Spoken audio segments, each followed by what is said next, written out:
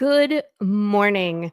Happy Tuesday. Welcome back to the Tuesday Morning Brew. I am your hostess with the hottest coffee around, Laurie Calcaterra, writer, creator of your most favorite Western apocalypse series, Path of the Pale Rider.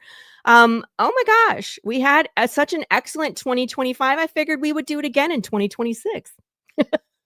And this is our very first live stream of the year. So I'm excited to be here with you guys. I wanted to give you all a few updates of Path of the Pale Rider, just as a reminder. I've been kind of posting about this throughout the week, but I'm going to really start pushing hard. So I need to begin. You know me, I have to push all the buttons. Good morning, Pops. I have to push all the buttons and then here we are. So the issue 8 pre-launch is live, the pre-launch. And so all this does, you guys, is if you hit this notify on launch, it sends you an email when I push the go button, which you want to be there at the beginning if you want some of the exclusive stuff. Like last campaign, we had those mini sad pancake figurines, and there was only like 4 of them because my friend Eric makes those from scratch. So I can only have so many of those, right? And we're going to have some cool stuff. I always have cool stuff, but if you're not there in the beginning, that stuff just goes real quick. So my recommendation is to set up, click on this. Good morning. What are you calling me, my Mercy? Dash, don't ask Mercy to come out because she will. No, but good morning, sir. So again, here's the sign up. I love the new setup for these Kickstarters for the pre-launch, because not only can we have a banner. Oh, here, let me drop this in the comments for you guys. Here's the linky loo. Dash, you crack me up. Here's the linky loo to get to the pre-launch. I highly recommend it. And so what's cool about this is I can actually put video, I can put pictures. Dude, guys, I put a link so you can read issue 1 PDF for free. So, this is really fun to do. And I'm going to add to this as we get closer to launch. Like, I'll start dropping some of the exclusive things that will be on this campaign. But if we get to 100 followers, I will send everybody one of these mini books that I've just started making. So if you haven't seen my social media, my kid got a anxiety bookshelf for her birthday or Christmas. I don't know. She's born in December.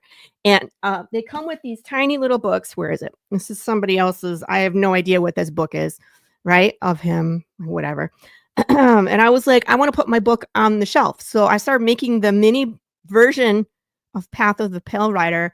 And my friend Jo Salazar, who writes The Dead Weight, she sent me her 2 covers. And so I made The Dead Weight as well. So we're going to have a whole indie anxiety bookshelf, which is fun because then, you put them on the shelf and you just shake them all about and do the hokey pokey, turn yourself around. But I will send everybody all the physical. They're so tiny. All the physical backers will get one of these tiny little books of Path of the Pale Rider. So we just have to get to 100. It's amazing because we were at like 13, and then I was like, hey, if you sign up, I'll give you one of these mini books. And it's like, we're at 45. So we're like halfway there. So 45, we just need another 45 and another 5 and we'll be good, right? Another 10, whatever. I can do math. Math is not my strong suit. That's why I write things. Also, as a reminder, if Amazon, I don't care. If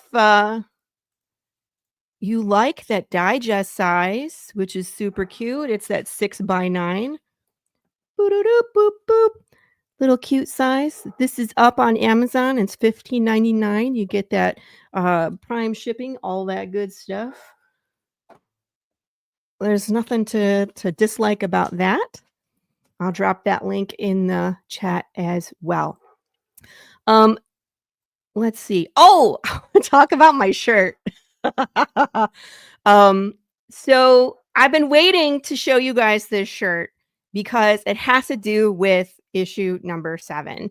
And I know you guys have been reading, and I didn't want to spoil the end for everybody, but this is the new shirt that's going to be coming on next campaign. And let me sorry. It says Toasty.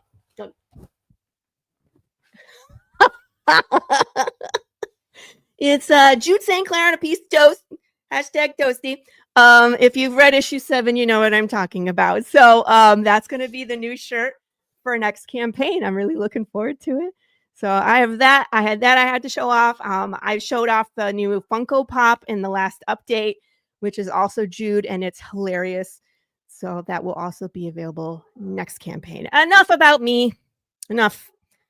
I don't know what my dog is barking about. Can you guys hear my dog? He's going nuts out there. I don't know. Oh, that's right. They're taking down my Christmas lights. That's why he's barking. Anyway, let's bring in our guest for today, my good friend, Jens Richard. Hi. How are you? Oh, yeah, I'm beautiful. How are you? Good. Welcome back to the Brew. Thank you for having me. Yeah. Yeah, seriously, I don't know it's got to be them because he's freaking out. He's not usually like this. Good morning, John Westhoff. Don't worry. I have a neighbor dog barking in my backyard. Darn it. You can't even feed him. Can you throw treats over there and be like, who? Yeah, I have some rabbits. Don't feed him the rabbits. We're going to have fun with rabbits today. Not. Actually, I think we can see them now. Oh, no, that's the wrong rabbit. Oh, there's Bunneh. That's Bunneh. So, and this is my garden out here. No, they just jump away. Covered in snow. Yes. Oh my goodness. Snowing and everything. Welcome to Sweden. Yes, welcome to Sweden. I was going to say, tell everybody where you're from, by the way, because as you can see, there is a time difference. Oh, yeah, it's dark outside. Dylan already knows what's coming. Oh, yeah, I'm a boy rabbit. Oh, yeah. No. I'm Danish. There's something that's coming partway through the show with bunnies, and you'll know what it is when we get there. So go ahead. What were you saying? Well, I was just introducing myself. Hello, I'm Jens Richard. I'm Danish and I'm living in Sweden, and I am the author and writer of Bunneh, together with my awesome team, with Nathan in the lead. We have a new artist, Brew Tyson, and I have a game team now with Diego doing the coding, and we have more art coming from that, and we also have original sound maker now and audio and everything. Yeah. And my good friend Thomas is also doing all the theme songs and stuff. So yeah, we are a whole team now. I was going to say, I was perusing around your website and I saw some new additions to things that you're doing. Hello from the past. Do you know John Westhoff? Jens? Oh, properly? I'm okay. I'm so sorry, but do you mean the time difference, John? Maybe that's what it is, because you're ahead of us in time. But anyway, yeah, I'm getting out there, and I'm getting so many acquaintances. I'm getting so many friends and partners, and I'm start to forget people now. Don't worry about John. He's super forgettable. Just kidding, John. Just kidding. Yeah. Don't come for me. John can take a joke, and I was just in Copenhagen here before at the main town square at the capital, doing live stream and collecting funds for Red Cross, together with a Danish streamer called Jack Style, and he was collecting 1 million Danish crown. That's awesome. Yeah, and I was there guesting him and stuff, and that was fun. That was good fun. Yeah. Oh, yeah. And now I'm here. That's now you're here. Fun. I know. It's better because it's more relaxed, because it's you. And it's like, hey, no problem. Dash says, forgetting something is just another Tuesday for him. Man, yeah. As we get up there, it kind of happens. I don't even remember what day it is except for Tuesdays. You know what I mean? Because I'm here with everybody. But if it wasn't Tuesday, I'd be like, I have no idea. Oh, yeah. But I have seen you getting out and about too. I noticed on your social media that you were doing some book signings. Oh yeah, I'm doing book signings now, and I'm actually getting recognized now, and people are coming up and talking to me, and yeah, I'm a hit. It's kind of a weird thing, isn't it? Like, it always shocks me when someone's like, "Oh, good, you're here. I've been waiting to see you for a whole year because we saw you last year when you're here." You know what I mean? And so they come find you, and you're like, "Oh my gosh, that's amazing!" Like, and I even have how do I describe this? A friendly stalker. Oh. Then you win the internet when you get a stalker. No, a friendly stalker. At least they're friendly. I mean, yeah, it's actually turning into a friendship now. Well, that's good. He recognized me at the train and on my commute, and he was like, "Yeah, talking." And I was like, "Okay, I'm open. What's going on here?" And every time when I'm off duty for my day job, he would be outside with pizza and sodas, and "Hey, Jens is coming." Yes, okay, hello, yeah, we can take the train together again. And well, we have been doing that for several months now, and he's always buying new edition, new copies of my books every month to give to his family members, but they're like, they don't want to read my stupid books, so, so he's just piling up at home and looking at it. So now he's giving me those books already paid and say, give it for free to someone else who can be your friends. Okay, so I will sign it from CRoM is his name. This is a gift, so I give it out. Oh, that's nice. Yeah, does he have a business or a service? Because you could even put like his business cards on the inside to promote him and you at the same time. Yeah, but he doesn't want that. No, okay. He wants to be gracious. He wants to be something. So okay, yeah, I will work hard for that. That's nice. And also at my campaigns, I have people high donating without even getting any perch. Really? It's just like, here, thank you for existing. Sorry, what? Here, and here's $100 just because. Do it. Okay. Thank you for the $100. As an OnlyFans out there, he's not telling us about. Then they show up and they're like, "Here, have some money." No. I think it's generally. I think he's just like, or her, they, whatever, some username. It's like, hey, thank you for doing this. Thank you for keep it up. And by the way, this is brand new. I don't have the link, but I can announce now. Oh yes, tell us. I have been published by Critical Blast.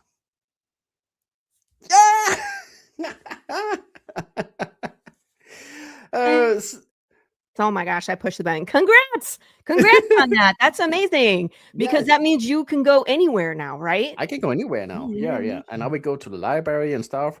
And I'm actually next month I would go to the local library and present myself, my books, and my story for the town people. So yeah, we're doing it. We're doing it now. That's amazing. Do you get to do book signings at the library? And yeah. That's awesome. That's expected. I would think so. Yeah. They're like, if your book is on our shelf, you show up and you promote it. I'm eating because I just came from job and everything problem. Was delayed because of the snow, and I was driving like a Dane. And it happens. And no, please go ahead. I'm drinking coffee and I'm having my, because we're a different time. So I'm in the other side. I'm still drinking my coffee because I'm all in American now with Mountain Brew Soda Stream. Mountain Dew Soda Stream. Yeah. Oh, I didn't know that was a thing. It is. It's good. I can make all I want. Yeah. Mm-hmm. That's definitely the perk of that. Oh, yeah. So let's talk about Bunneh. I want to, just for people that maybe, because it's been a while since you've been on the show. So let's remind people who Bunneh is. And I want to ask you more questions about like how you even started with that, because again, when you look at the two of us and you said one of us writes fantasy about an anthropomorphic rabbit and one of the us other one is sexy. And the other one of us writes a Western horror comic series, people would probably guess wrong, wouldn't they? You think? Yeah, they would assume, right? Probably. So until I tell them about my cyberpunk novels. Right, exactly. And I was going to say, but that's not the only thing he writes, so that's better. But let's get into Bunneh. Let's talk about Bunneh because let's get into Bunneh. Let me show you Bunneh. Yeah. Oh yeah. Let me show you my fan art. You got fan art? That's amazing. I got fan art. Here we go. Fan art. Let me make it big. Oh, look how cute she is. Ooh, what's in the background? So yeah, this is my fan art from Concubine, who was the colorist of the first book, actually. That's beautiful. It's very beautiful. Yeah. So yeah, but who is Bunneh? Let me show Who you is Bunneh? Oh yeah, here we have Bunneh issue number 1. Uh-oh, it's mirrored wrong. How do I do that? I need tech support. What do you want? I want to mirror my camera. Can I do that? No, you're good. I can see it the right way. It reads the right way. Ah, okay, excellent. So Bunneh is a very, very cute looking, innocent rabbit. And the thing about in Bunneh universe, the rabbit are the magic. They are the essence of life itself represented on the living ground. And you really want, especially as a human, have a rabbit around you because all good things just happens. Except if you heartbreak a rabbit, it will turn dark. The magic will turn dark, but it will never use the dark magic. It will just turn it inwards and die of sorrow and darkness. And that's where the goblin comes, because the goblin shaman can harvest the dark magic. Oh, I'm finding dark magic. That's a rabbit foot, by the way, with dark magic. And he can feed on that and turn himself into a shaman, mighty powerful, and destroy everything and having all the other goblins. A goblin is not evil in themselves. They're just like funny creatures doing funny stuff, but they will easily get hive mind controlled by a goblin shaman and the dark magic and drawn into that and just follow his orders. And with that, we have the balance of good and evil. Balance. Yes, but something broke the balance. Oh yeah, Bunneh universe is all about balance. It's all about rock, paper, scissors. You can't have one without the other. Right. And Ursa, the goddess of destruction herself, as a shadow firing bear. We have her here. We have her here. See, Jens, you crack me up with your voices. That's amazing. Nice. And she have broken out of the divine's realm into the world of the living and hibernating, sleeping in the goblin mind, of course. And as long as the goblin shamans have enough dark magic, she will stay asleep. But if she wakes up, then you will have a rampaging, shadow firing goddess of destruction killing everything. So at this little island in the world is called Krea. Yes. And in Krea there is a little island called Yellow Rod. And you will get all the stories about the entire world only from this little island. That's amazing. Yes. That's kind of a rule I made.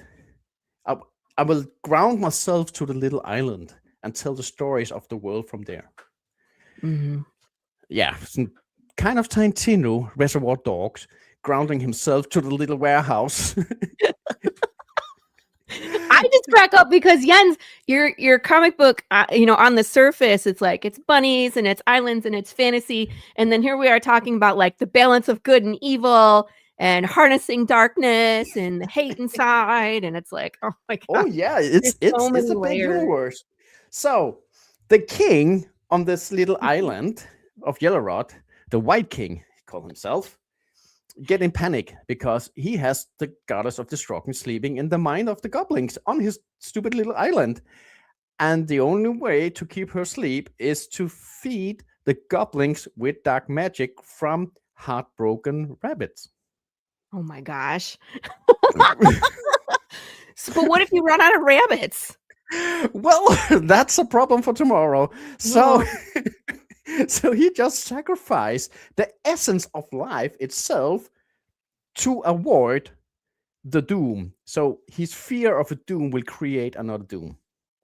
Yeah, because Gosh, not only is he sacrificing, the bunnies are going to fight back, right? No, they do not fight.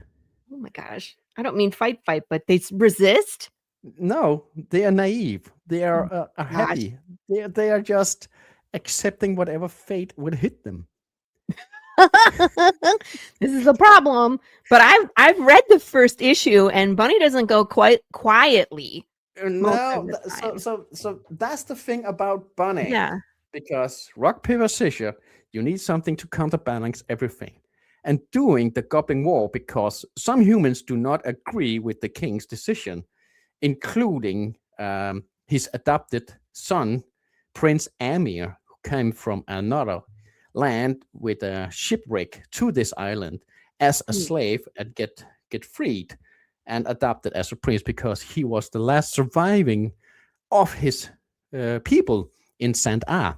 It's Arabic references. And those rampaging people who are killing his entire kingdom are feeding their magic, the red magic, from the presence of Ursa, the goddess of destruction. Right.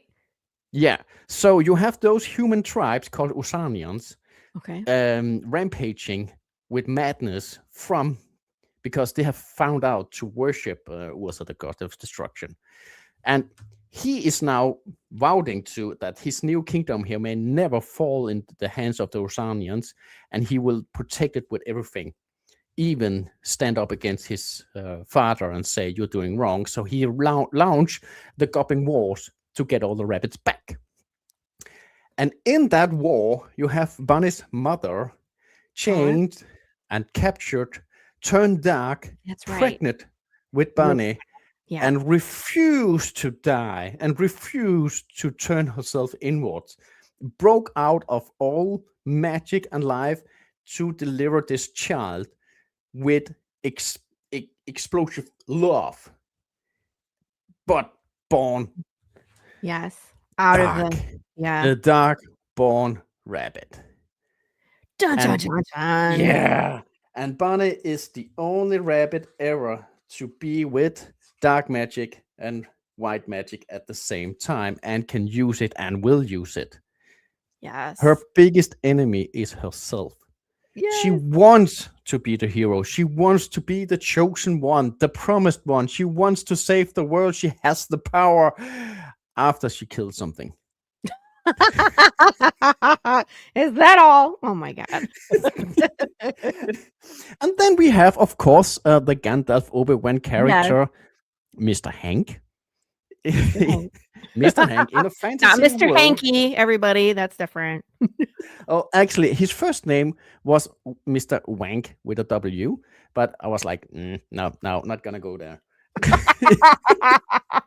You're like, we will try to keep it as a children's and book. He is the last person ever to fit the role of being the mentor of this supposedly chosen one to save us all. And he cannot train her, and he cannot everything. And he was outcast priest from the priesthood of the rabbits, and hiding her in secret to raise her to prove them all wrong that he was right. Oh yeah, Glenn, what are you doing today, Glenn? Glenn is going to be on the show soon, so we'll have a chance to ask him in person. But this is how we started, Jens. He was like, Laurie, because this is how he enters the chat. And then he says, Jens, run. And then he said, beware a Danish person wearing a beard and a hat who talks about bunnies, lives in Sweden, run. And then he says, Mrs. Bunneh can't be the chosen one because Laurie is the chosen one. I don't know. And of course, my friend Dylan over here just cracking up. Okay, that's awesome. So anyway, my question for you is: in this fantasy setting, there's a lot of people that write in fantasy, but you chose a bunny to be your protagonist. Why bunnies? Do you have a connection to bunnies? Were you looking for something that was cute, but so it'd be kind of like this weird juxtaposition of the light and the dark and this fuzzy creature? Like, what was the reasoning behind Bunneh? Well, to bring it all back to Monty Python's, a killer rabbit is always fun. That why? Please continue. I'll mute myself. Okay. And my journey started when I played the game called Pocket Build, or Super Build now on PC. It's a sandbox open world game where you just build stuff. Yeah. And I was there in the early development, and I was feeling this lack something.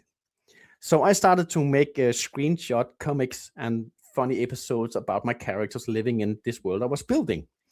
And in that community, other people were like, hey, that's fun. And so, hey, can my character be in your comic? And there was a username called Bunneh, spelled like Bunneh. Yeah. And that's why Bunneh came to be. Okay.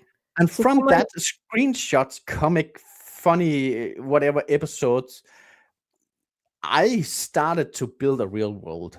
And I also have, with another Pocket Build team, we built the entire island on the game also, so you can actually visit Yellow Rod now. That's so cool. Yeah, super cool. Need to write something down. I'm always looking for new ideas of things to do, and I need more. I don't have time to do this, but I'll put it on the bucket list. So build. You have an interactive world. Oh yeah, right? yeah. So people can kind of like create a digital creature and walk around. Yeah. Okay. That's just a little side thing. That's where everything started. Yeah. So, and in the beginning, the bunny character was just rampaging mad. Really? Yeah. Yeah. But then I started to develop my stories, and I need levels. I need inner fights, and that's where I think, okay, she has to be lost in translation. She has to be the opposite of herself. So I created the entire story about the rabbits being the good but not her. Gotcha. Yeah, that makes sense. So well, that's some kind of character growth. Right? Yeah, exactly. Yeah. So everything I do has to be connected to something, has to be influenced by something. I'm not a fan of just, what can you call it? Role playing, blah blah. Here's the story, gone. Okay, but how does it connect? So I also like going over the top because I have like 4 novels of world building for doing a 30-page comic. Yeah. You know what though? I mean, that's what happens is like all these ideas come from other places, and it's like sometimes it's a lot of work just to condense it into 30 pages, but that 30 pages is so powerful because of all the history that goes into it. It's not like you're like, it's just a different approach, in my opinion, because some people are like, I'm going to make a 30-page book, and they plop everything in there. But to have this passion of yours that's been living in your head for forever, you know what I mean? That over time, all this lore and all this world building has been accumulating. And then to put that into 30 pages, I think just makes it such a brighter world for people to be able to lose themselves in. Does that make sense? I hope so. I hope so that people can feel there's more to it. And I took that inspiration from George Lucas. Imagine 1977, first time watching Star Wars. You have George Lucas. Absolute. Okay, you have no idea what a droid is. You have no idea what anything is. And you're just watching some stupid teen blowing up a Death Star and some funny robots, and that's it. But there's so much more behind that was never told back then. But you couldn't feel it. And that's why I believe that Star Wars blew up, because it was easy to digest, it was easy to follow, and there was so much more behind. Yes. The worlds that are fleshed out like that, like your world, like Star Wars, like my world, I feel like, how do I say this? Let's use Star Wars as the example. because it's so fleshed out, we can continue to have more Star Wars. And so it's like different generations have their different version of Star Wars, because there's the original 3, and then we had the prequels. Like I was in high school when those were in the movies, and then we had, you know, the next 3. My kids were little when those the final 3 came out. We still have all these spin-offs, and we have cartoons. When the world is so big and you can go in and just create another story because it exists, you know what I mean? This huge place, sandbox for us to live in. It's like, that's, I think, the pinnacle of a story, because every generation can have another Star Wars. So if every generation can have a Bunneh, then you win. Exactly. Then you win, right? Exactly.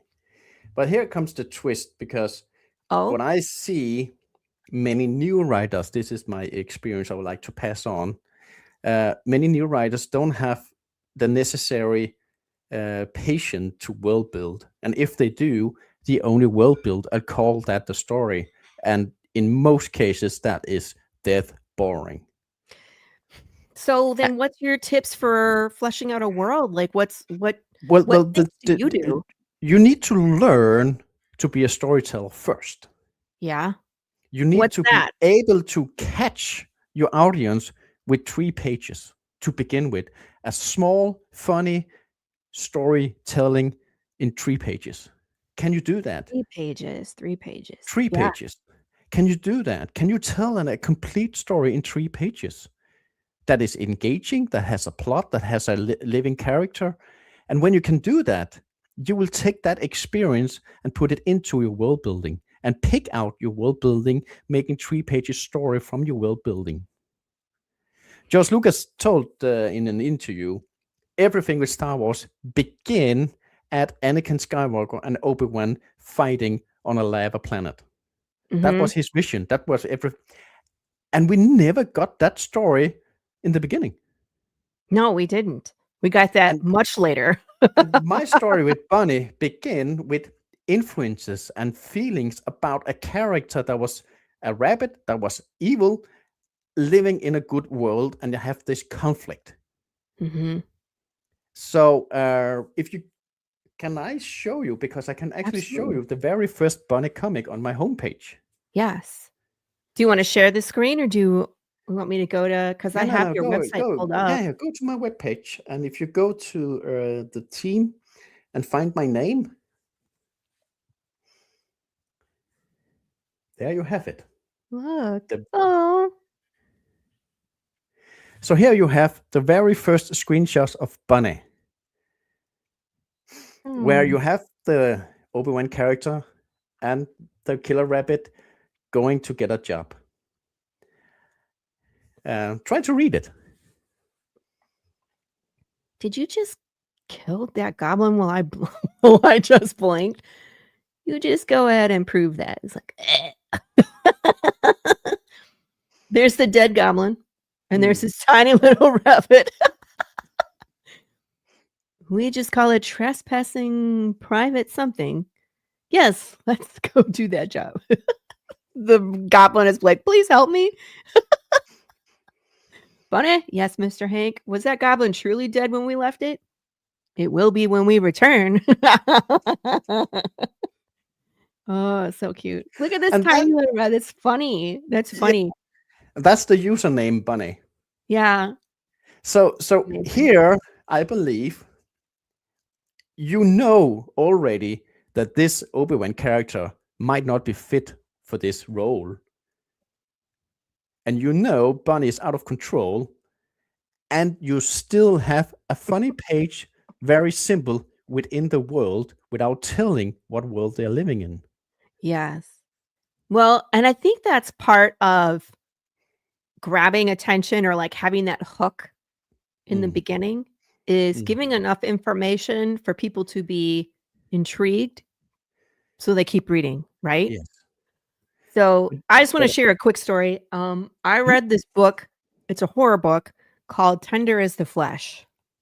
And I had seen it on TikToks. Like I was hooked into this book in 11 pages. I understood how the world worked. and the horror of it in 11 pages.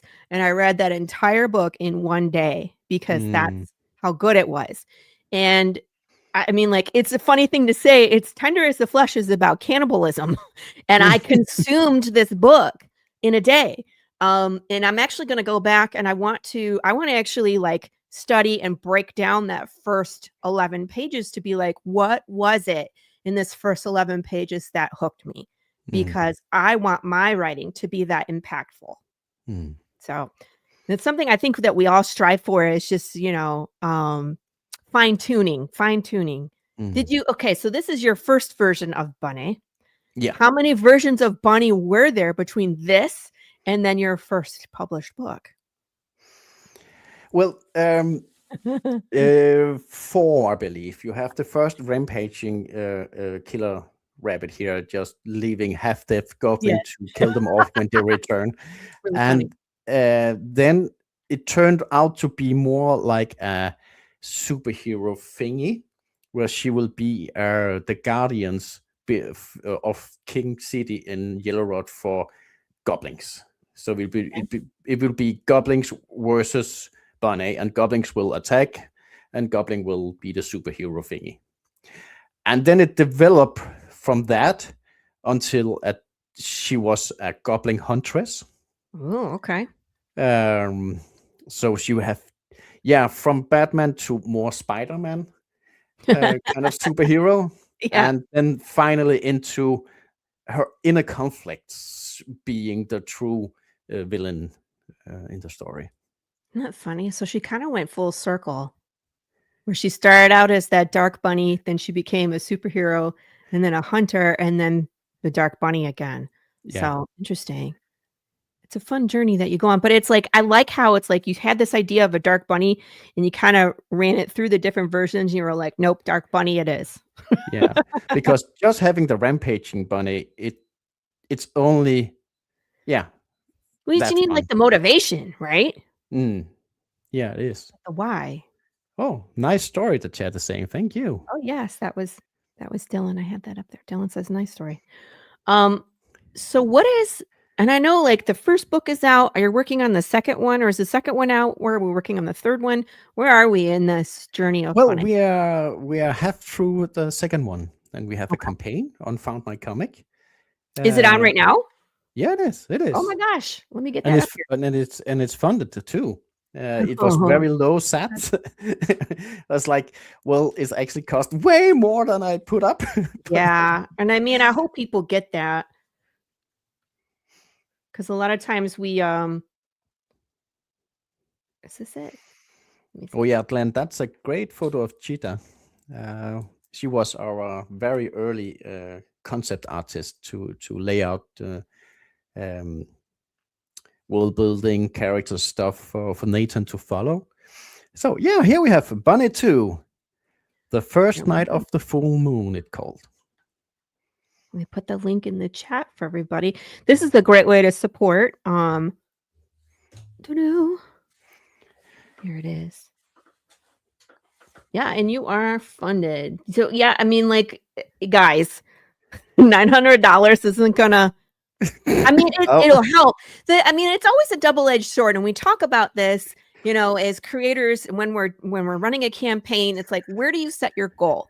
You want to set it so that you absolutely hit it, but it can't be too far off from what your goal is to actually make the book, unless you have some funds, like in your back pocket that you can put towards the project, because it's like you can hit your goal and still not make enough money to cover the project.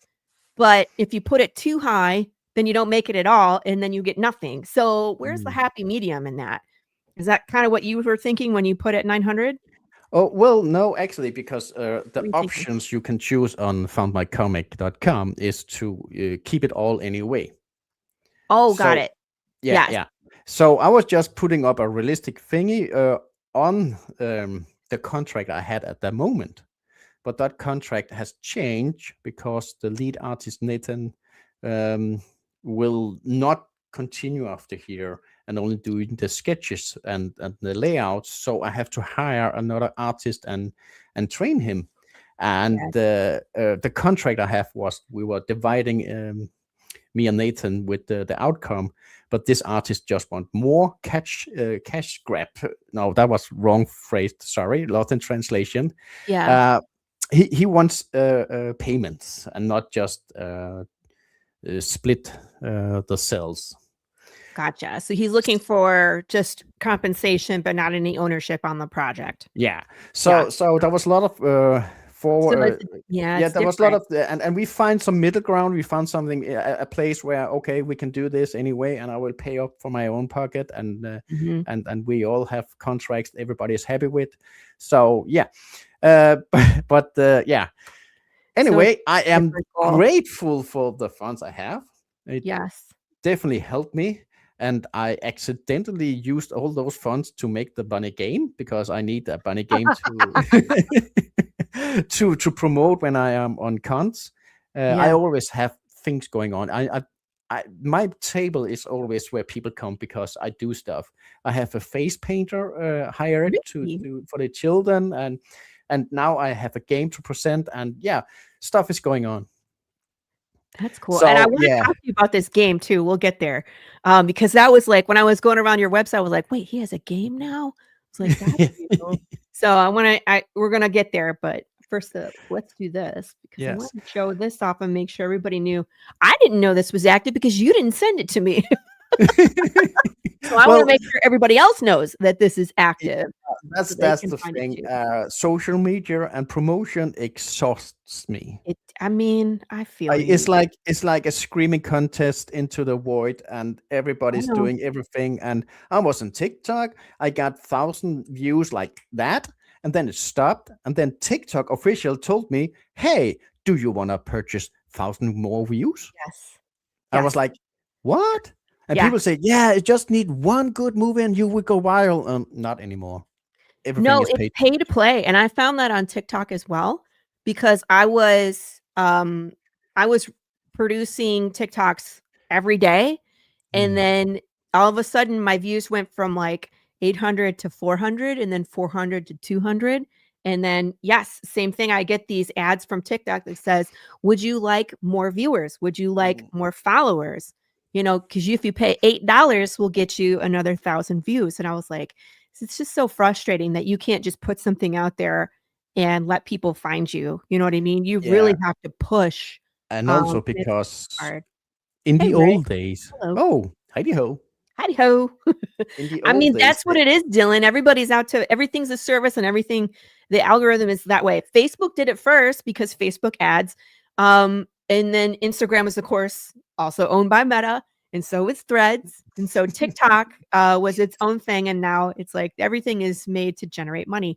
It's just hard as an independent creator that doesn't have an extra $1,000 to spend on advertising, right? And also, the online society in a whole has changed a lot. Yes. People don't dig after information because information is thrown in your face. So it's just doom scrolling everything. So, and I have been around from no internet to now. Yeah. And I can really feel the difference now. It's crowded. It's over. We need a new space. And that space, I believe, is conventions. That's where people dig in. I think it's a different crowd. Yes. I think that as an indie creator, it's like you kind of have to have all the plates spinning in the air, where it's like you have to do social media because that's one crowd. The con crowd is a completely different crowd. I was, interacting with con people. A lot of times they're not on the same socials that you are, or they have no idea what Kickstarter is. Right. And so it's like you're interacting with a completely different crowd. And then when you do these book signings, that's a different crowd. Right. And so it's you have to kind of just rotate through them all to touch everybody. But when do I get the time to write stories? Yeah, this is what it feels like. This is what, and I mean, Dylan gets it. This is what it feels like. Where is it? Dodge this. Here you go, Jens. Hold on. I think I'm bleeding. Am I bleeding? Nose and lips. Okay.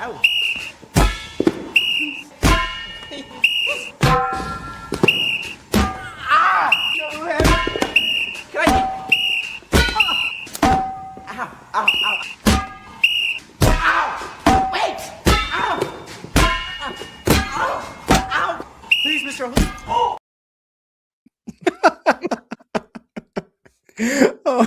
Oh yeah. Yeah, That's what it feels like to be an indie creator. Well, I can top that. Hold on. Okay.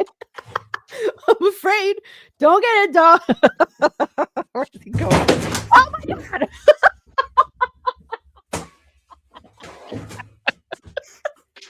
That's the first time someone's thrown a ball during the show. That was a yoga ball. Oh my god. We're gonna have to clip that and play it on repeat.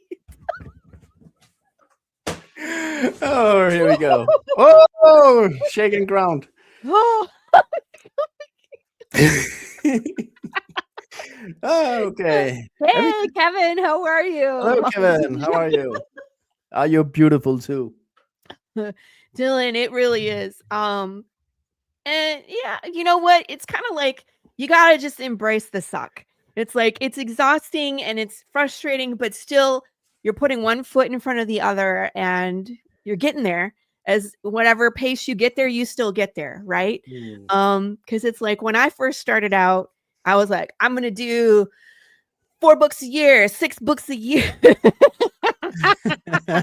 Yeah, good luck with that. And then you actually get in and you're like, all right, 2 books a year is where we're at. Oh, anyway, try to get back to my Which part? where were we? We were at the This Found one? My Comic. Here we are. Because now we are introducing new characters. Are you really?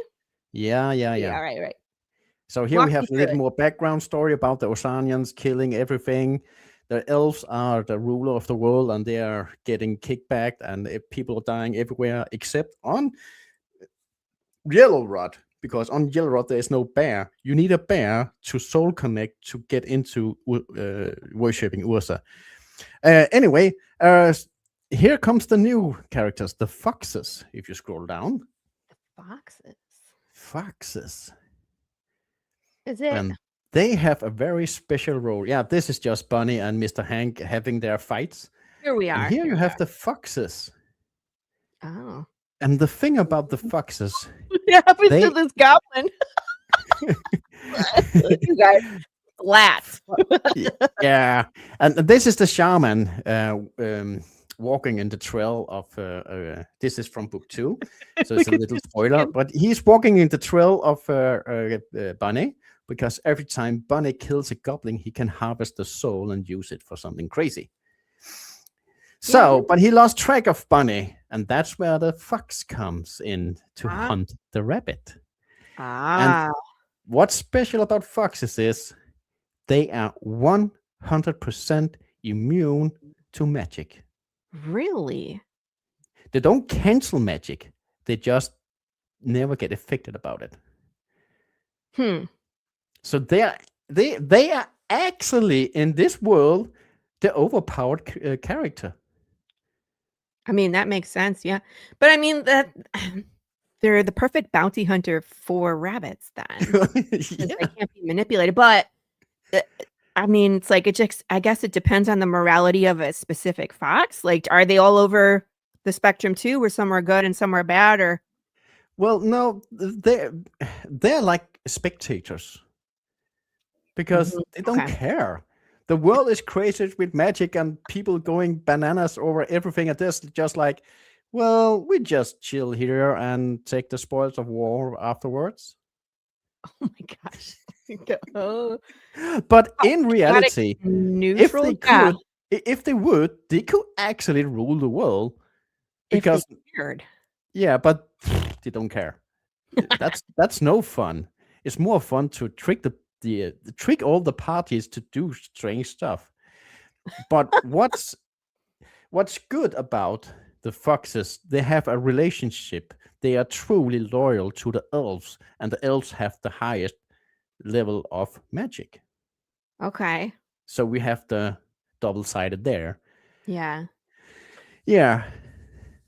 So it will be very interesting because now you have the fox, loyal to the elves, teaming up with this goblin shaman to catch Bunneh.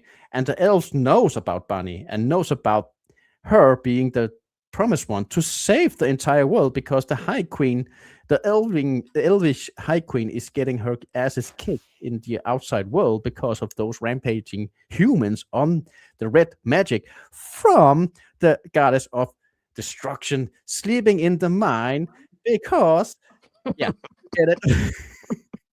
You can't have one without the other. Yeah. It's an interesting balance. It's just like, it feels like that yin yang, like the darkness pushing into the light, which then pushes into the darkness. And it seems like it is all interconnected in your story. So, do you have an ending in mind? Do you have, do you know, the entire story have been written for a long time ago, and it filled the 7 issues to begin with. But doing to production, I have cut it down to 4 issues. But I have tons of material. I could make it into 10 issues if I want. Yeah. Gags and stuff. So, and I actually have also on my homepage some of the extra material. And where did it go? I can't find anything here. I have novels and I have extra. I throw it away. Oh, how good I am. Anyway, you can find it on my homepage. Some outtakes, some ideas that didn't work, some characters that never survived. On your website? Yeah, I'm on a website. On the extras? Yeah. All right, let's go there. Yeah, let's go there. Bunneh, Mr. Hank, Glutenkorft. Glutenkorft. And that is Captain Amir, the half prince. But he don't want to be royalty. He don't want to be a prince. He wants to be a fighting warrior. I kind of get that. Just want to go. And here comes Helga. She has a big role. Oh, because, yeah, I love Helga.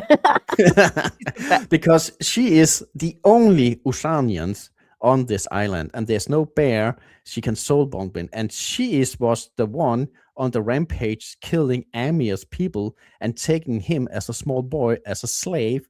And their ship rammed Yellow Rod, and they are the only survivors. So they are sworn enemies. And she is the ambassador for her people, and he is a prince now, and they are forced to live to get on this little island. Probably won't work out well, I'm just saying. They're so pretty elves. Oh, they're so pretty. This would be fun to cosplay. Oh, yeah. Road. Did I pronounce that right? Road. Okay, pronounce this word. Cow. I'm not even going to try it. And that's also where you have this world building. You have all these names and Mr. Hank. Which is funny. And he is the one not fit. I mean, it kind of, he stands out like a sore thumb for sure. Oh, look, they're riding a warthog. That's amazing. I love these. Look. Oh yeah. And the goblins, they believe only in good death. And if someone have a bad death, someone has to make it better and kill themselves in a better way than the other ones to make it even. Okay. So catapulting, is this a dead body? It will be. That's true. But I was like, if it isn't, then it will be. But it's still funny to think. You're like, he didn't die all that great. Let's just catapult him into the fire. Oh yeah, the wolf. I forgot about the wolves. Yeah. Because they are actually the main characters. What? They are the divine ground forces. Okay. They are the physical will of the creator, the moon dragon. Okay. So you have the god, the moon dragon, the creator, Dragnonis Lunea, also called. And she has those elephant-sized wolf to keep the balance between all the chaos, and they are also living on this little island. And they actually found out that the old king was doing this sacrificing of all the rabbits. So they attacked him and killed him and crowned the prince as the new king and say, do it better. Or else, right? Yeah. So you never know which size the wolves are, because they would just obey the god to keep the balance. Yeah. Whatever that costs. I would be afraid of these. They are giant. Oh, yeah. I mean, are there a lot of them? They're all on this island. There's a ton of these giant-sized wolves. There's just a pack. They are a pack. Pack. And you have Alpha, Beta, Charlie. Yeah. There's more wolf in the world, of course. Oh, Kevin, yes, I will definitely be there. I will see you. You have Shumbaluk, Hormograph, Shiprum, Krangalots, and Steve. That's probably the gist of it there, Dylan. Oh, yeah. So, yeah, but the wolves are there to keep an eye on everything. Yeah. And they only feed the first night of the full moon. And what do they eat, though? Everything out of balance. Okay. A good night to stay home. So you better keep yourself in balance Yeah. at the first night of the full moon. Yeah. Or and that's the title of book 2. Keep yourself in balance? No. The first night of the full moon. Okay. Or else. There's your foxes, the thieves, assassins, and mercenaries of the world. Yeah. Special characters. Here's the Ursa, the goddess of destruction, who is very much like my giant bear, Big James, who is just a raging undead bear in my story. Well, actually, the part of wolf and... Oh, I need to pick something up. I don't have it here. Hold on. Okay. Keep it hot. It's a nice looking bear, though. You guys look at it. Scary. But it's the female version, goddess of destruction. Let's see. In her solid form, Ursa is told to be a giant tall shadow bear monster. She's black with black shadow fog, aura, and shining eyes. Whew. I would not want to come across this bear either. Hey, it's Fish. Hi, Fish. My living room person. Nice to see you. We're talking about Bunneh, which is a creation by Jens Richard, who is in Sweden. That's why if you look outside, it's dark outside. Sorry for that. I wasn't fully prepared. No. The very first anime I ever saw as a kid. Oh. Let's see. Wait. Well, hold, please. Silver Fang, a giant bear. Yeah, you have this half-breed wolf and dog training to kill those overpowered badass bears. Scary. So it's a tribute to that also. I see. You know, I'm terrified of bears, right? Well, welcome to Sweden. Yeah. Oh, I'm not going. We got bears too. here too, but no bears for me, please. That's why I write them into my story, because they terrify me. Hi, Fish. Who's a fish? Fish Lee. Fish Lee. This gentleman here, he says, "What up, party people? What up? Thanks for stopping." Oh, anyway, we were looking for something. What were we looking for? I don't know. Something. You went to get something. Oh, that's no. We were just talking about this bear and how she's a rage bear, but she's a goddess and she scares me. So then we're continuing to go through. Oh, here's the moon dragon. Dragnoris lunae. Oh yeah, it was the extra material. Yeah. Oh yeah, where am I going? I'm sorry, this chicken is hilarious. Oh yeah, that's a big spoiler. That's a huge spoiler. Why? Don't tell us then. Okay, we won't look at her. Where's your extra? Are we novels and comics? Novels and comics. Under Bunneh. Back to Bunneh. There you go. Okay. And on the comics. Comics?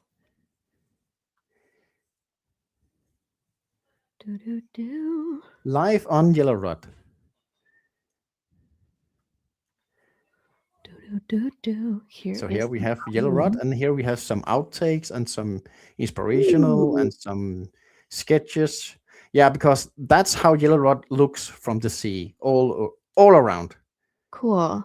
Yeah, and that's why it's so isolated.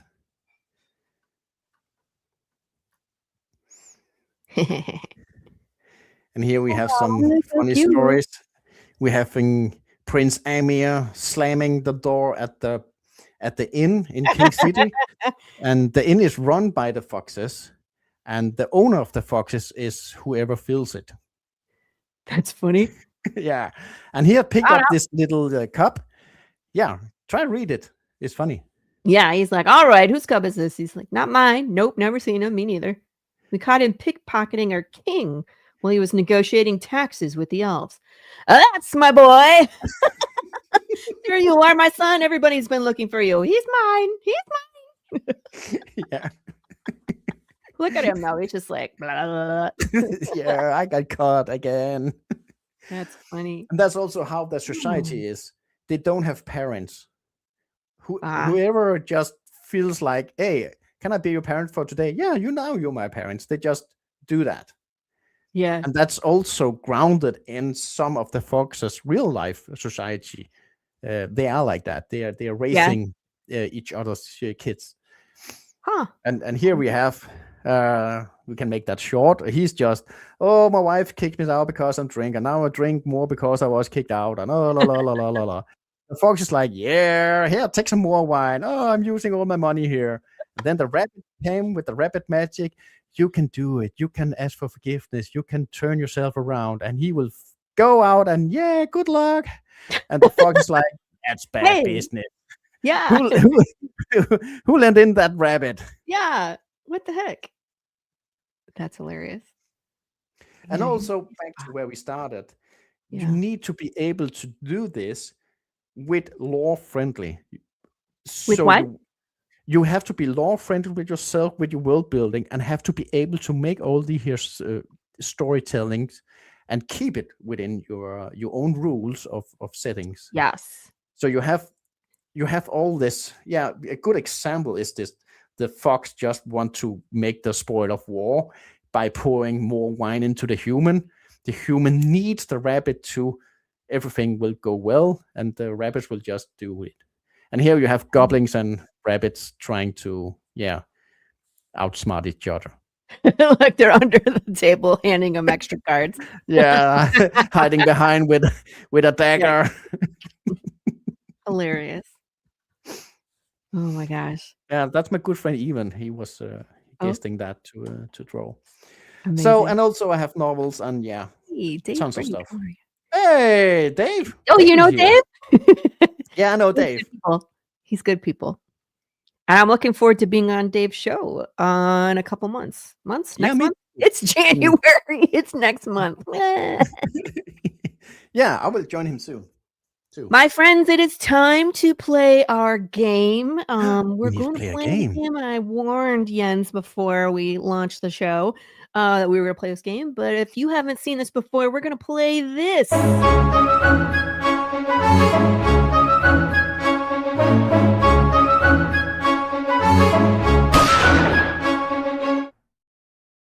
Welcome to the game. Would you hug this? Where there's no points and there's no right or wrong answers. We just do this because it's fun. And I blame Kevin Davis because he always wants to hug Big James. And I had to ask him if he would hug all sorts of things. So we just kept it going. So because we were talking about Bunneh, we're going to show you some pictures of bunnies. Bunneh. You know, Bunneh! I like that. Well, it's huge. You got a big old poster back there? Well, it's homemade poster out of many prints on some whatever I found. So she's with me.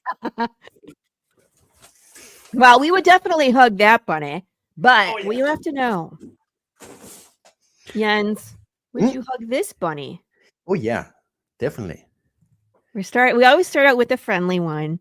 So that's pretty friendly. She looks good. I think I'm a little weirded out by the bunnies that have the red eyes, but I think that's a yes. They're just born with that. Oh, and here's the cute one. I love it. Oh. Oh, yeah. I don't know what kind of bunny this is or if it's just a baby, but those dwarf bunnies. I think it's a baby. I would hug this for sure. Mm. Oh no. Yeah, I'm with you. Like the red eyes, sometimes they weird me out, but you can't fault the bunny for having been born with red eyes. And Fishley love the accents. Mine or yours? Yours, of course. Yeah, Fish says he loves your accent and he could listen to you talk all day. He says, don't worry, it gets worse. Fish has been on this show, so he knows. Okay. Bunny hugs. Hi, Paul. How are you? All right, let's see which bunny I have for you next. So far it's hug the bunny, hug the bunny. Yes? What about, I don't know. It does qualify as bunny. I think it's a jackrabbit. Well, I believe this is a pet one. Not huggable, but petting. Especially those ears. I would like to stroke my hands over those ears. I think these will kick my butt. It looks a little challenging. Doesn't it look like it would punch you or kick you or scratch you or I don't. Challenge accepted. I would try to pet this and probably cry when it scratched me. Jackrabbit, you guys. You ever heard like there's some weird rumor that jackrabbits eat baby cows? It's not true, you guys. But all right, we're going a little further off the spectrum of bunny. This is an Angora rabbit. Is that even real? That's AI. No, it's real. This is an Angora rabbit. So all those Angora sweaters that are so expensive, it's because it's from this super fluff ball Angora bunny. It's like you can't even. How does it survive? Yeah, exactly. I think that this is engineering. Yeah, I was gonna say this is a farmed animal. Like we definitely engineered it to turn into this because there's no way this would survive in the wild. It's a pillow. Thing. It's a tribble. It does look like a tribble. Oh, Jackrabbit's skinny because he's starving from lack of hugs. Oh, he just needs more hugs. Looks like a kangaroo and a rabbit put together. Yes, it did. I'm going to do my best polio. Oh, sorry. I'm gonna hug this for sure. You? Yeah.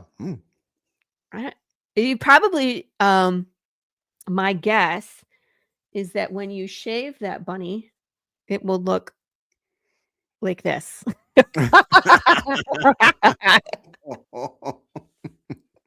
Oh, poor thing.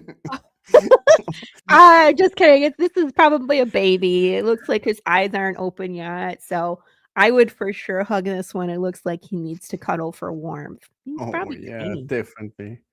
Looks like it's sitting on a lap too. Yeah, I think it is on someone's knee. Dylan is immediately crying. It is still cute though. It's a baby, has a little mustache. Looks like a little Wilford Brimley.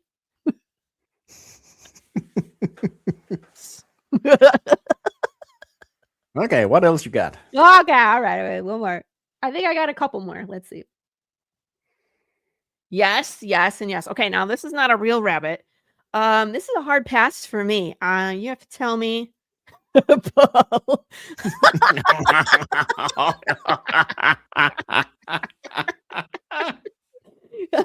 Something about the eyes. I just don't trust this bunny. Nope.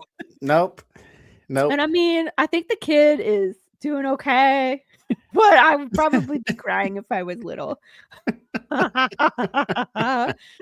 I'm scared of this bunny. Like, why do they make them look so scary? The Easter bunny. It wasn't a baby rabbit. Actually, that's the lightning in the photos that makes it so. I don't. Yeah. I think it's a bad photo. If like the head was picked up a little bit, it's smiling, but like because the head's down and it's looking at you, it looks Hey, take it easy now. That's an Epstein rabbit. Andrea, run! And of course, there is no bunny showing on the show without. Hey, take it easy. Don't go there, please. I love the chat when we play this game. Now, if you haven't seen us play this before, there is a bunny that I like to show to freak people out. This is a real bunny, and we'll talk about it, but this is a hard pass for me.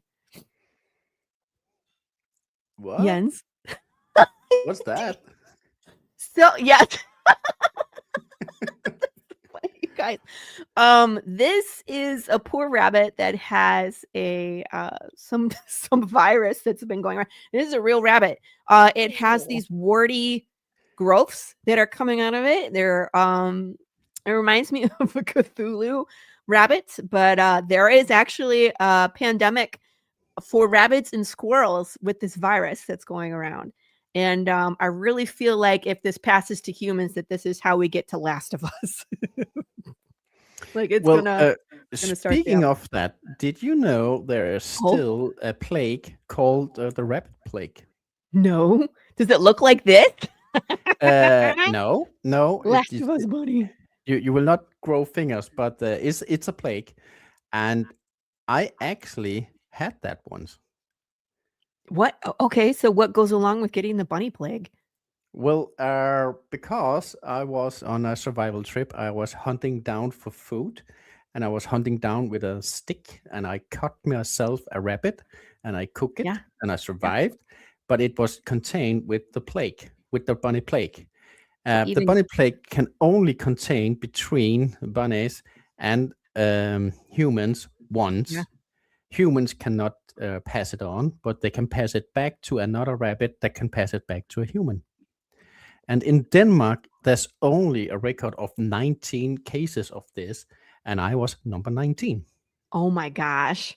And that was a survival. It was a plague. I was on the edge of not being here today.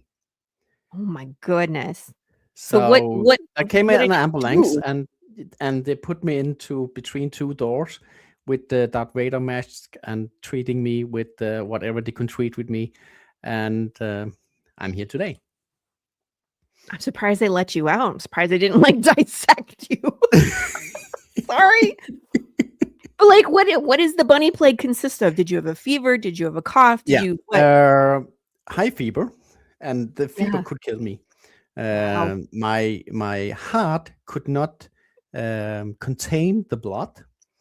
So the return blood, what you call that, could not come into the heart. So it was bubbling up inside. Oh, shoot. My lungs was malfunction. So my body forgot to breathe. Oh my gosh. Yeah. So did they give you antibiotics or does it just have to run its course? Directly. Gunk. Full power. Yeah. For how long were you in? A week. Oh my God. Okay. Well, at least it wasn't like I spent 2 years of my life in between these two doors. No. Did they like bring food in and just leave it in your room? And behind two doors. Yeah, you're like that girl on Last of Us. We need to probe you, Jens. Ooh, did they find a cure since you were the last one? It's like, did they take your blood so they can synthesize a cure? Yeah. Fish. He's like, don't you worry. I can do it much better if you like. Fish just wants to hear you narrate things. Do you do any voice work, Jens? Do you ever do like voice recording for podcasts? Yeah, I did all the goblin sounds on my game. Oh, that's right. Hey, let's go back to that. Let me close out my it's still in beta and we're still missing the final boss, but hey, how about you take the challenge and see if you can beat the game? It's a 5 minutes game if you are able to survive. So I can play it here? Yeah, you can play it there. Just remember the password. I hate goblins. Let me see if I can get there. Talk, Dylan. Control yourself, Dylan. Paul's like, everybody likes your accent. Yeah. Yeah, okay. Sorry, but I am not Morgan Freeman. But I am a lovely person. All right, let's see here.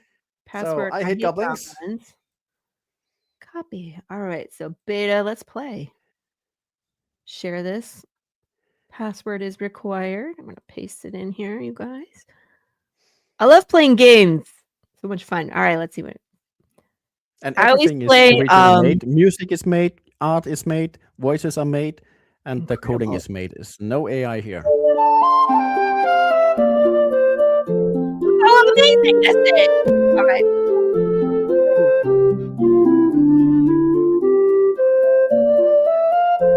What I do? Stop. Hit a key. Hit a key. I'll push the buttons. That work?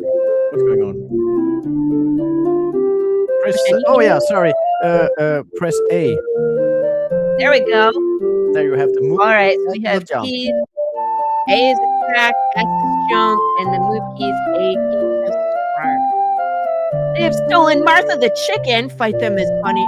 Fight them as Bunny to save them. Okay, what you got? You wanna fight?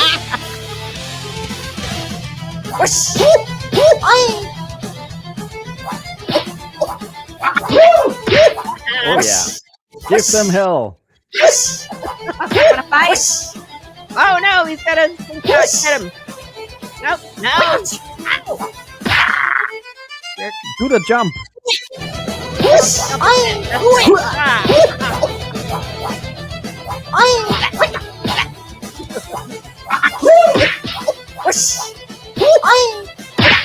Wanna fight?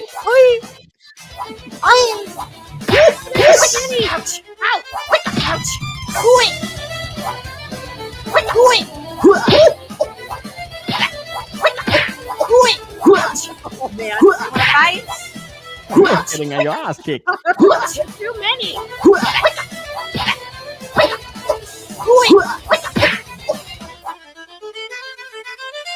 Oh, we got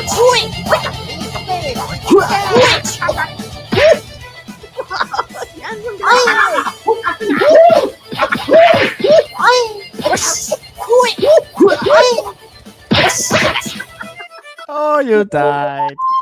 Oh, so sad. You're not the big beat 'em up gamer, are you? What? You're not big on beat 'em up games. I'm terrible at I try to play games with my like, for example, my husband plays like Destiny, and there's which one was it where you fight the aliens that come up from underground with like the big chainsaw? You guys know what I'm talking about? Where you're like the big bruisers. No. So he would have me play so I could revive him, and I would die on my way to go revive him. I'm just terrible at shoot 'em up games. Except for Gears of War, thank you. With the chainsaw, like nah. And he'd be like, okay, come save me. And I would be like, here I come, dead. So anyway, yeah, that's the game. You have to save Martha the chicken. Save Martha the chicken. I sadly did not save Martha the chicken. No, you did not. You did not. Yes, Martha. Yeah, Martha. Martha is a spoiler. You're gonna love Martha. Well, and that's the thing about storytelling. You always need your Olaf somewhere. Yes. You need that funny sidekick that will change everything. And that's my chicken, Martha. She's so cute. It's just like I love like you're just the whole style of the things that you do where it's like it's funny because it's cartoonish, but even though it's dark, like the goblin that was doing like the ritual with the dead chicken with the eye crosses on its eyes, like it just cracks me up. Well, most of that goes to Nathan. I am so lucky to have him on board because he has this style I really, really adore. And it's so cinematic also. Agreed. And I mean, like, you really have to be when it comes to comics. I was listening to someone else talk about this where it's like you can be an excellent writer and you could be an excellent artist, but you can still suck at making comics because you have to have that cinematic feel to the story you're telling. Well, I took inspiration from Quentin Tarantino. He said, I am the director. I'm not the lightning guy. Yes. I hire the lightning guy. I'll tell him what I need. I hire an actor and tell the actor what I need, not how to act. Right. Exactly. So Yeah. still tell the story, not, I don't know, beat around. There's different ways to do it. But when I see a comic, and I love supporting everybody's comics, so I will usually get at least the first one and try it out. But I usually am skeptical if I open a comic and there's beautiful art, but it's all covered in words. Yeah. You need to, keep your words down. Oh, Well, like didn't like the sound effects. What's that? My sound effects, yeah. Yeah, your sound effects, I enjoy it. One chicken. Do you have an audiobook of Bunneh? Because I really feel like that's your next step if you haven't done it yet. Because you think so? Yeah, maybe I should. But more like my novels, my cyberpunk novels. People are asking for audiobooks for that. Yeah, let me show those off, you guys, because we've been kind of focused on Bunneh, but there's this whole other series that Jens does. And actually, my cyberpunk books are the ones founding Bunneh right now. I feel you. Right, exactly. Sometimes it's like sometimes my hot sauce pays for my comics. But look at this, you guys. John's story. And I mean, this was really great too. I remember us talking about this series. Oh, yeah. Yeah. And this is written in what I call power brick style. What's that? Well, cut to the chase, cut the crap, give me the action, but don't lose my patience. Mm-hmm. So this is just 70 pages novels. Come on, you guys. So this is just a 70-page novels, but the story and the storytelling and the characters and the settings are as rich as 300 pages. Yes. I just lay out the settings for people and their own imagination will take over. So the story will be unique for you. This is not easy to write because you will lose the reader very, very quick. What I do when I'm on con, I will challenge myself to them and say, okay, here's the book. Take any page. Say stop whenever you like. Stop. There. And I will start here.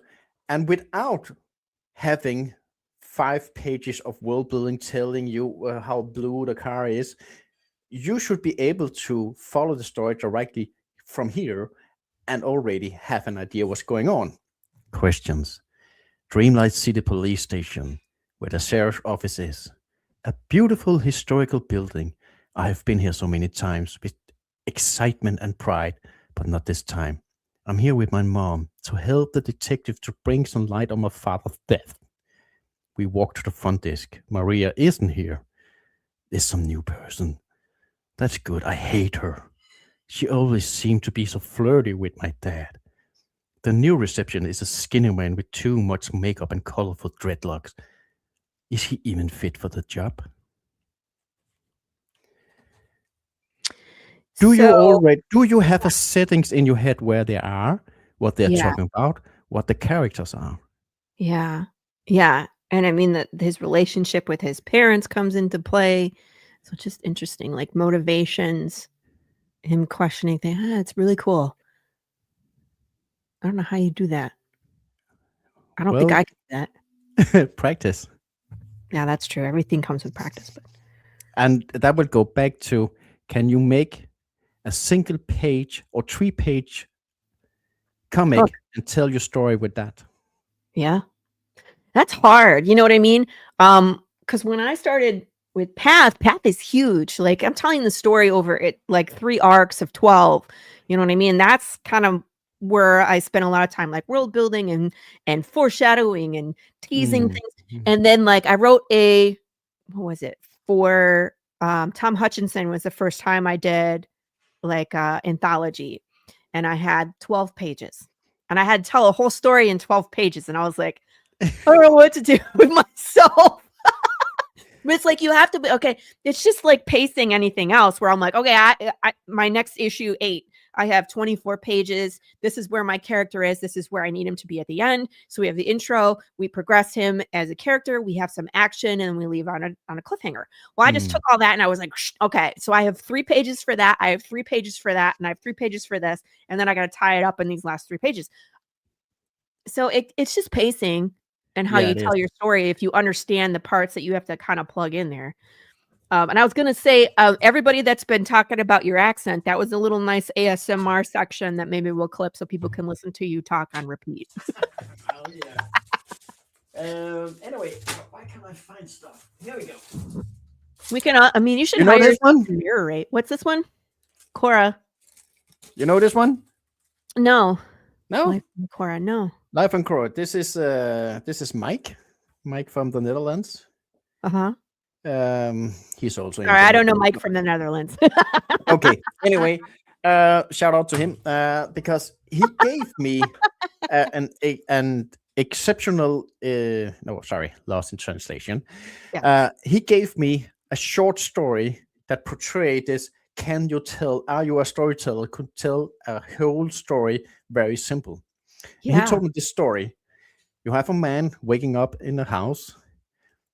He wants coffee. He look out the window. The zombies are swarming his house. He take a shotgun, kick up the door, shoot all the zombies because the coffee is at the neighbor's house. You survive, enter the house, and pick up the coffee. And has to go back because the coffee maker is in his own house. Dang it. The end. Everything for coffee. Hands down. That tells you have a strong character, you have a strong goal, and you have an ending where you're still bleeding. Yeah.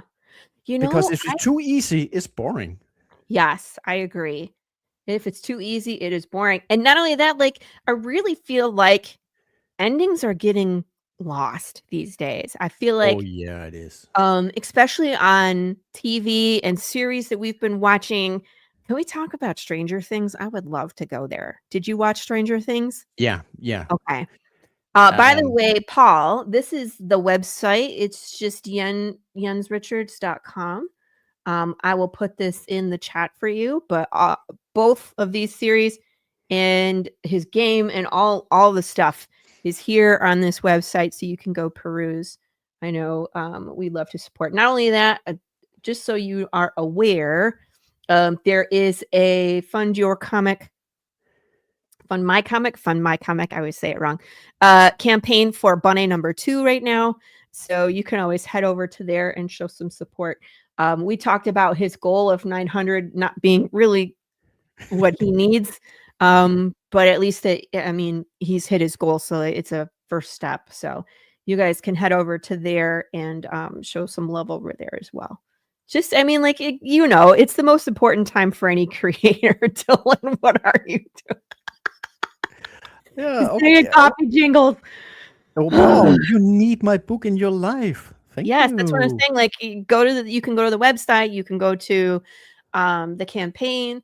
Here it is. Yeah. And you can go to Critical Blast. They are getting my books now. You can go on Amazon and you can come to Sweden. Paul, you want to go to Sweden? You can put me in your suitcase and I would like to go with you, please. We can go to Sweden and go. Except, like, can we not go in the wintertime? Like, how much snow do you guys have right now? Let's take a look. Yeah,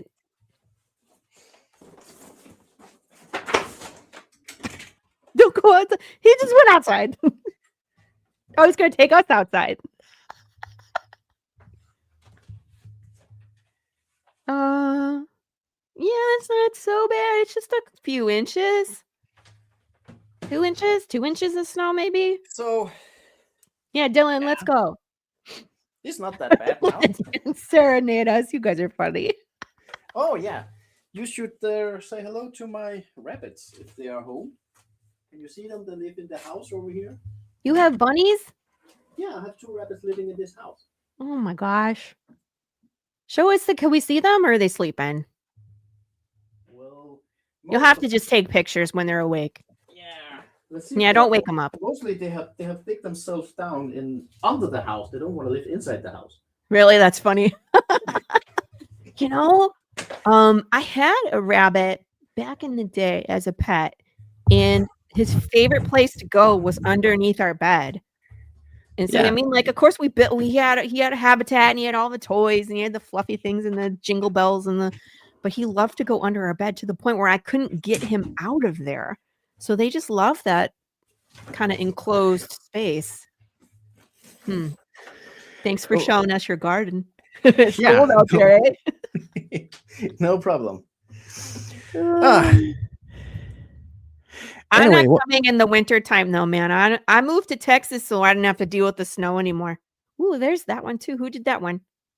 That's my brother making really.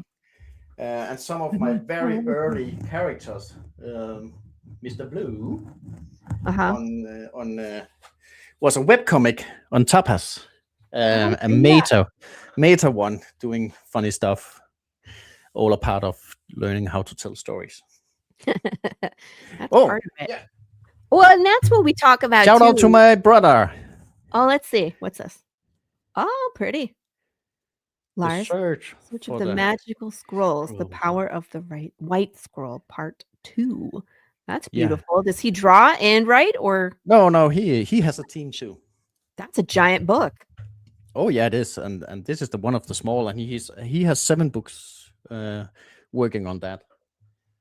Oh my! Maybe he needs to come on the Tuesday morning brew as well. Oh yeah, you will love his accents.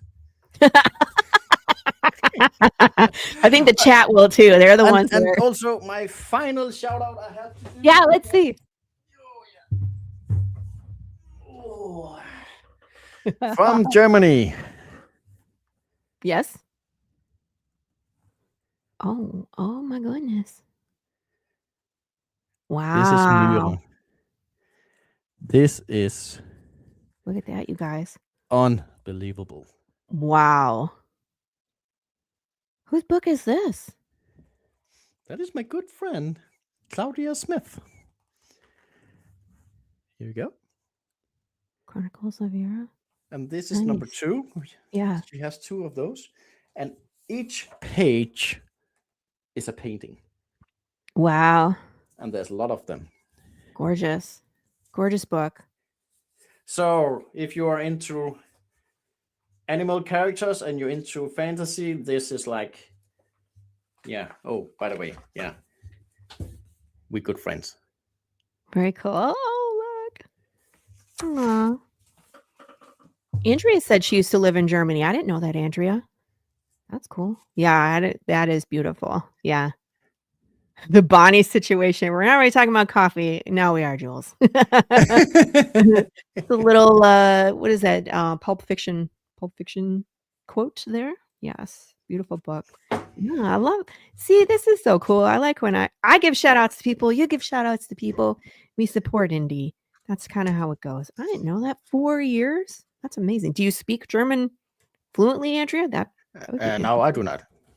No, you don't. I was wondering if Andrea does, because she lived there for 4 years. You want to see something cool? You want to see something very cool? What? This is book 1. Show. Oh, wait. There they are. They're so. Oh, look! They make a scene. That's cool. I want to do that. And book 3 coming soon. Oh, now I have to write this down too. So book art content. Oh, and you want to see something cool? Yes. This is the back cover. The back does too. Wait, put it back up. I want to see. Put it back up. Look at that. Okay, so see, this is what I love when people plan out their covers for multiple books. And here's a spoiler. Here's a spoiler. What? Book 1. This is the main character. Yes. On the back cover, hidden, is a dead person. Oh, is that? This is book 2. Yeah. Yeah. on the back cover is a dead person. Dead person. That's the first guy, though. That's his Spoiler. sword. Oh no! I do too. And I mean, like, see, and this is what I love about Jens is because he's passionate about his project because he had forethought. He put it all, you know what I mean, together. And he's like, okay, I have a plan for book 1, book 2, book 3. So as the books continue, they all connect. And I love the riddles on the back. I don't know, because I do that too. And there will be a character on book 3, and there will be a dead character on the back. And it'll be the one from book 2. Dun, dun, dun, dun. That is so cool. Yeah, I agree with you. So you just love killing off your characters like I do too, huh? Well, no, I don't like to kill them. Lies. I love for my character to survive as long as possible. Really? It's just that messed up of a world where they don't make it out of the book. It'd be funny if it's like a cyber detective story, and I haven't read these people, so I'm just guessing. But like, if the first book, it's a detective searching for the killer of this dead body, and then he dies, and then the second book is them investigating the death of the first guy, and then it just keeps continuing. And they have to discover. Well, I just read it for you. The random page you selected, yes, was a daughter entering the police station about her father's death. Dun dun dun. You were in the second book? Or the first? I am. Which book did you read?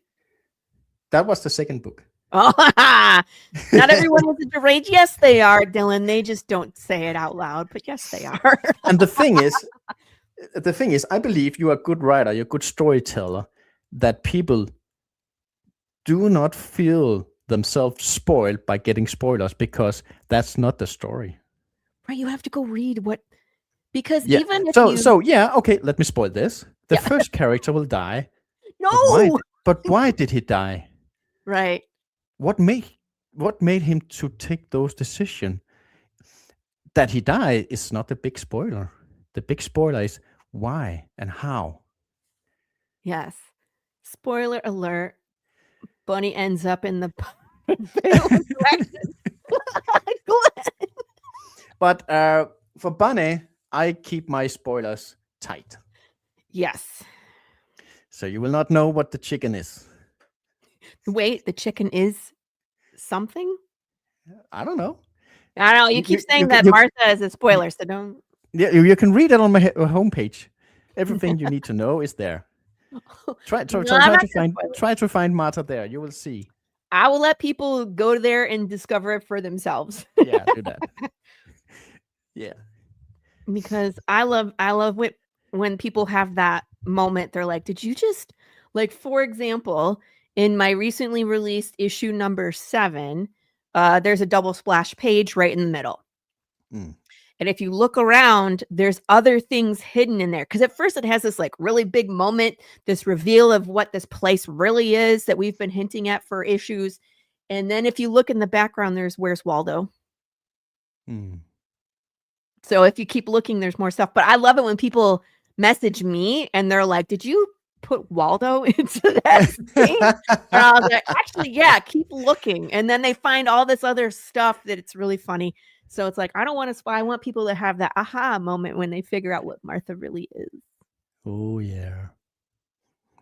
Oh, by the way, yes. Do you know the name of Don Rosa? Of the what? Don Rosa. No, I'm not familiar with that name. You don't know Don Rosa? Dude. Are you sure?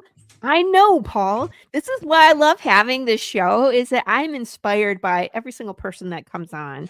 I've already been writing notes from what Jan was done already and is going to be doing, so I'm taking notes. Sadly, no streakers. No, I didn't put any streakers in my book. Sorry. Okay. Thank you, Blue Dragon. What you got? Rosa. Don Rosa. Okay. Oh. This person. Yeah? Yeah. He is reading Bunneh. Oh, that's so cool. That's amazing. I met him. And because I'm a big fan of his storytelling, he has so many background gags. He has story Yes. going on in the background that doesn't connect to anything and still does.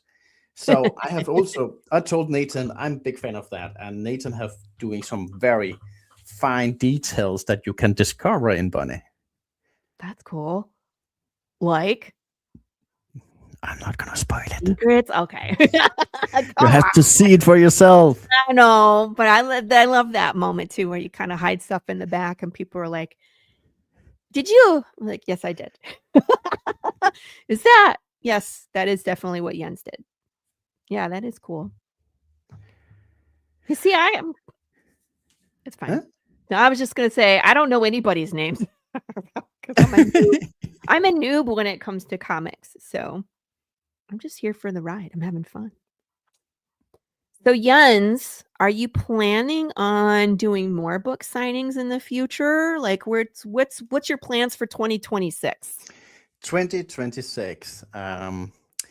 The thing is, life balance needs to find a better balance because this is taking tremendous time, effort, money. And I'm not quitting, I'm not stopping, but I'm slowing down and I will still deliver. I hear you. Yep. Yeah. So we gave it a shot, me and my wife. And my wife is like, well, it didn't turn out as we were dreaming of. And I need you to be at home, and I need you to be at work, and I need you to be a part of the economy without just taking all the money and have fun. Yeah. So 2026 is more like sorting out all the thing I have now, selling more things, getting myself out there in a better pace, and trying to be more online, because going to cons takes efforts and takes money and takes time, and not at the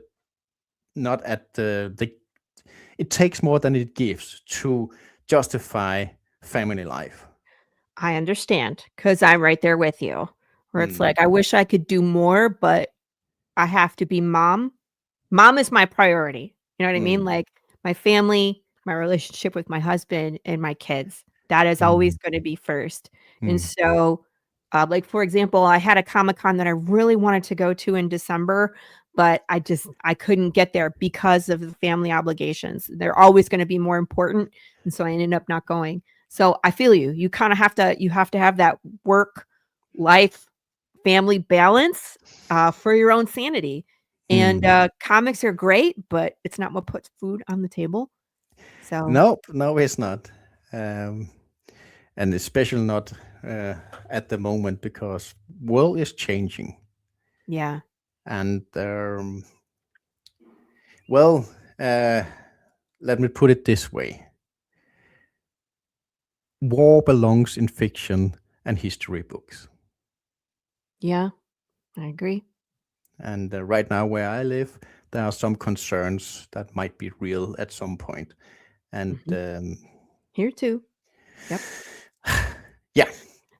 There's, you know what though, and this is something that I think happens. We're on like 100-year cycle, and like things get hard, and then they get easy, and then they get hard again. And everything has a beginning, and everything has a peak, and a fall. Yep. So I'm seeing that as well. So yeah, it's like you have to spend time where you think it's appropriate right now. And do what you can, but we can still support you online. Why don't you tell everybody where they can follow you on your socials? Because guess what time it is? We actually have to start wrapping up the show, believe it or not. Oh no! Well, you find everything on jensreacher.com. There's all the links you need. I love that. It just makes life easy. It's just like, and my on your comic. Yeah. Found my comic, Amazon, Critical Blast, and subscribe to my newsletter at my homepage, play my game, and I'm mostly active on Discord. There's also an invite to Discord. That's where you can talk to me, and that's where I'm mostly active. We might be in an alternate timeline right now. Who knows? Yeah, who knows? Yeah, you can definitely follow Jens. Definitely go to the campaign and support. This is how creators like Jens and myself can continue to turn out good products, so that you guys can read something that isn't recycled, rebooted, and rehashed from Hollywood, which is junk. Junk, I say, right? And then, of course, the website has the link at the bottom where you can sign up for the newsletter and all of that good stuff. Here's all the links over here. I'm going to play the game again and see if I can get a little farther. I got to get used to those controls. But I'll let you know if I get any farther or if I just get my butt whooped over and over and over again. You need to use your inner anger. I guess so. I got to get better at that. And like Dylan, was it Dylan or I think it was Paul that was like, she kicks butt in real life. Yeah, that's more like me and beating up those pumpkins. That's what I do. Oh, yeah. Well, yeah, I kick ass in real life. I work security at the day job and I train MMA. There you go.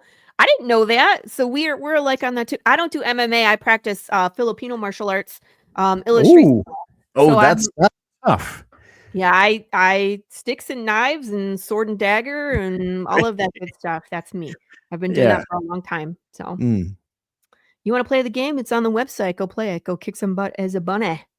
Remember, the password is still beta. So, and the final boss is not there, but you will get a reward and you will save Marta the chicken if you manage. I want to save Marta. But more will come, and subscribe to my newsletter, and then you will know when we are ready. That's cool. I want a game. Okay, I'm not going to write it down again. Interactive game. Did you code the game yourself, or did you hire someone to code the game for? I'm just curious. I am the director. I tell people what they want, and they will deliver.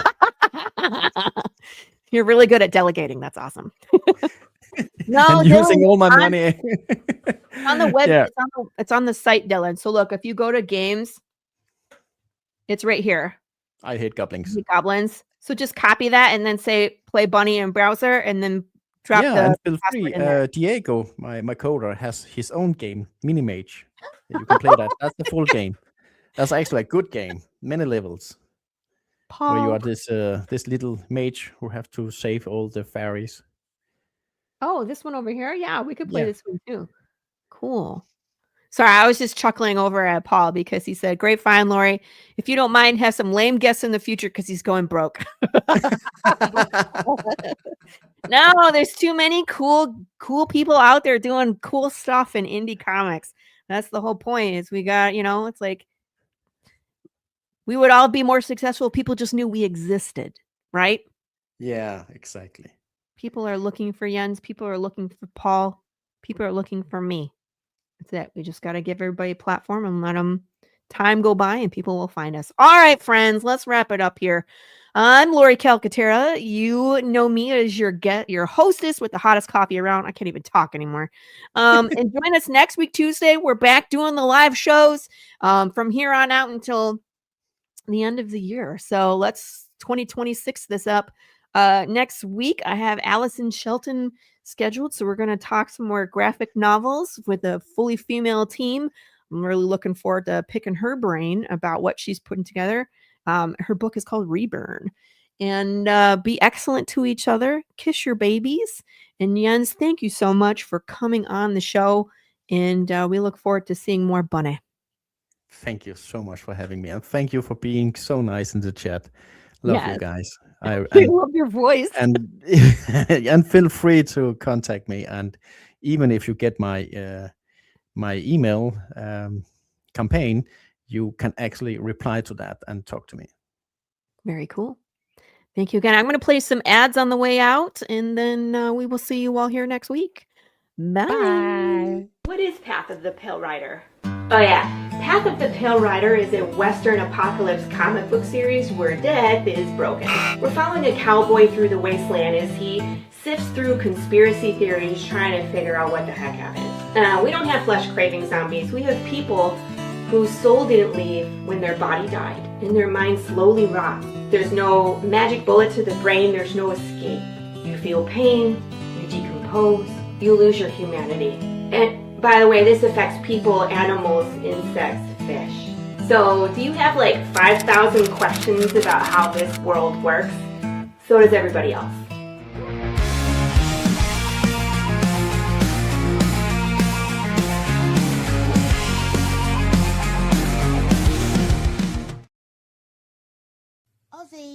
Ozzy, what are you doing? Come and have a look at this lovely book that was sent over. You're wrapping in the burning. Oh, go on and spit the bat out your mouth. No one can understand you like that. Say how 5 dentists and all. Oh, well, that's not much better. Ozzy, why don't you sing to me? I can always understand you when you sing to me. Fucking my brains. What is this my publisher sent me? Inked in black with art so sweet. So what do you think? Do you like it? Oh, Lord, yeah.